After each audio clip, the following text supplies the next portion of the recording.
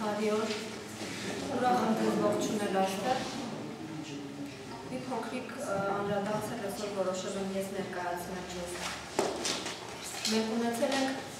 Հայկ ու Դավիթներ պատմության ընթացքում պաշտպաններ, վասակներ, սմբատներ ու աշոտներ եւ ելի շատ հանճարեղ զորավարներ ու մեծեր են ունեցել, որոնք արժանի են, որ մենք այսօր հիշենք ու հիշատակենք նրանց։ Ունեցել ենք բավականին շատ հաղթանակներ մեր պատմության ընթացքում, որոնք դասական ռազմարվեստի եւ ռազմագիտության ոչ մի բանաձևի մեջ չեն տեղավորվում, որոնցով հնարավոր չէ որևէ բացատրություն տալ։ Այդպիսի անհնարին հաղթանակներից մեկն էլ եղել է Օղջիձորի կամ Ողջիձորի գրավումը, որը շատ քիչ է հայտնի եւ ես կուզենայի, որ նույնիսկ դրանք մեր պատմության դասագրքերում լինեին։ 19 թվականի նոյեմբերն էր, երբ մուսաֆաթական հարևանները նորաստեղծ Ադրբեջան կոչված պետությունով քեմալական Թուրքիան, բոլշևիկյան Ռուսաստանը եւ հայ բոլշևիկների օգնությամբ փորձում էին Զանգեզուրը գրավել եւ ծնկի բերել եւ կապել Ադրբեջանն ու Թուրքիան, իսկ դա մեզ համար համահավասար էր ոչնչացնել հայրենիքի եւ նորանկախ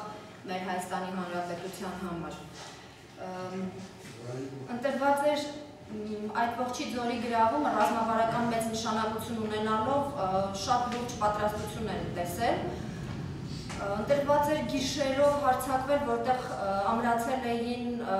թուրքական եւ նրանց իհարկե օգնության բնականաբար ադրբեջանական թուրք-թաթարական, այսպես ասած, զորքերը, որոնք պատրաստել էին եւ կանգնած էին Զանգեզուրի եւ մեր կոկորդին ու չէին կարողանում դրանցից հեշտությամբ ազատվել։ Ընտրված էր գիշերվա ժամը 4-ը եւ 5-ը, դա էլ բացատրություն ուներ, թե ինչու 4-ին կամ 5-ին, այդ ժամանակահատվածում շատ է մարդու քունը տանում, ուղղակի զուտ մարդու առողջության հետ էր դա կապված ընտրությունը, որովհետև այդ ժամանակ շատ է մարդու քունը տանում եւ արթնանալ եւ գիտակցությունը միացնել շատ լուրջ է լինում, դժվար է լինում եւ հաճախ նաեւ անհնար է լինում կիսաքնած մարդու համար։ Որոշում է կայացվել, որ այդ ժամին պետք է հարձակումը լինի եւ հարձակման ընթացքում որոշում էր կայացված, որ մերոնք մոտավորապես 100 եւ մի փոքր ավելին էին, իսկ թուրք-թաթարական ամրացած զորքը բավականին շատ էր այդ տարածքում, ունեինք շատ քիչ ռազմամթերք եւ որոշված էր եղել, որ թիրախին եւ թիրախավորված ոչ մի կրակոց պիտի չտա, չպետք է կրակած լինեին։ Բացի դրանից օգտագործվելու էին ֆիզիկայի օրենքները, ակուստիկայի եւ այլն հիմա նորից շարունակության մեջ ընթացքում կնշեմ։ Այսպես էր ձևավորվում կռիվը, սկսվում էր օդ կրակոց, օդ էին կրակում, բարձր հարայհրոց էին հանելու եւ պետք է անկանոն կրակոցներ լինեին եւ դրան էլ ավելանալու էին օպտիկայի հետ կապված ֆանտաստիկ մի երևույթ էր, որը շատ եմ սիրում ներկայացնել, վառվող տակառներ էին եւ որոնք գլորելու էին դեպի ձորը, իրենք էլ պատկերացնում եք ձորի թփերն ու ծառերը եւ անկանոն հարայհրոց հանող եւ տարօրինակ շարժումներ արտահայտող մի հսկայական ամբոխ էին նախապես պատրաստել, թե ինչ շարժումներ, ինչ գորգորոցներ կհանեին եւ անկանոն կրակոցներ պետք է հնչեին։ Դրան էլ բացի ժողովրդից ուղղակի խնդրել էին հարայհրոց հանել որքան հնարավոր է։ Եվ ժողովուրդը բնականաբար մեր զինվորների օգնելու համար ամեն ինչ անում էր, սկսում են տակառները գլորվել ձորը, այդ ժամանակ սկսում է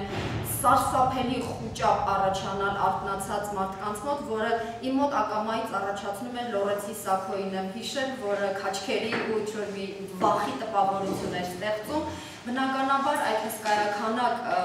մարդկանց ամբոխը, որը ոչ զորք էր, ոչ էլ կանոնավոր բանակ էր, կարողանում են դրանց փախուստի մատնել եւ վերցնել Ողջիձորը, որը ֆանտաստիկ հաղթանակների շարքին էր պատկանում։ Եվ բնականաբար այդ ամենի մշակողը, հեղինակողն ու գլխավորողը մեծն Գարեգին Նժդեհն էր։ Ասում էին երկինքներում աստվածները կռիվ էին տալիս իրար դեմ, ապա զորքը գնում էր հաղթանակը տուն բերելու։ Մենք այդ զորքը չունեինք Ողջիձորում, բայց վերցրեցինք դա։ Եվ եւս մի փոքր անդրադարձ ուզում եմ Նժդեհի մի փոքրիկ հատվածից մեզ ներկայացնել միասին, որ ասում է կենթանի բեր թե հայ ռազմիկի կուրծքը, որովհետև նա հաղթել է իր տկարությունները, իր մթագնությունները փոխակերպել ուժի։ Արդյոք մենք դա արել ենք, սա շատ կարևոր է։ Մենք ուղղակի այն երբ չունենք, պիտի կարողանանք հաղթահարել մեր տկարությունները և փոխակերպել այդ մթագնությունները ուժի վերածել և մեր աստվածների և Վահագնի ուժով կարողանանք հասնել մեծ հաջողությունների։ Մի փոքր հետ եթե գնանք, այստեղ մի ուրիշ հատված ենք հասնում, որ մեր քաջազում աշոտներից մեկի, որի արիական շարժուձևի մասին ասում են չի կարելի խորհրդածել առանց հիացումի, աղոթքի ժամն է և հայ ռազմիկը Աստծո հետ է խոսում, ներհայումի և աղոթքի պահ է եղել նրա հետ։ Աղոթքի դրության մեջ թշնամին պաշարում է հայ զորականին, բայց անկարող է լինում խանգարել նրա խոսքն ընդաստված։ Նա լուռ է, բայց դուք լսում եք նրա խոսքը, իմն է հաղթությունը, քանզի ես նոր յուղով օծվեցի։ Հավատքի զրահով զինված հայ մարդը անխռով վերջացնում է իր աղոթքը և ոտքի կանգնում թշնամու հանդգնությունը պատժելու վճռականությամբ։ Որպես փորձառու ռազմավար ներողություն, նա իր հատվածը նախ ուղղելով թշնամու գլխավորների դեմ գետնին է փռում նրանց, ապա հետո ջարդի և փախուստի է մատնում նրա անտիրական զորախմբերը։ Ահա մի ուրիշը մեր աշոտներից, Վասպուրականի իշխանը, որի զորամասի վրա Տարոնի դաշտում անսպասելիորեն հարձակվում է արաբական հսկայաթիվ այրուձին։ Բարձրանում է հայ առյուծի մռնչյունը և նրա զորքը որպես պողպատե պատնեշ ցցվում է թշնամու հեծելազորի դեմ։ Կորցնելով իր աչը, հայ իշխանը գործել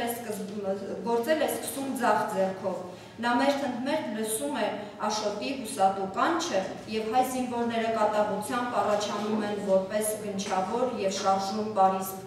Ահավոր է, անհավասար այդ կռիվը։ Ահա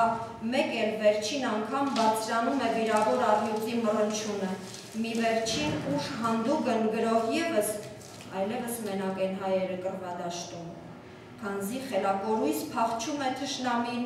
իր մեռելները կողկրտելով։ Ահա արի նրանց մի փաղանք, որոնց քաջագործություններից այնքան օգտվել են օտարները, Բաբիկը, Անդոկ իշխանի որդին, Դրաստամատը, Աշոտ Արծրունին, Սմբատ Բագրատունին, Զորավար Վասակը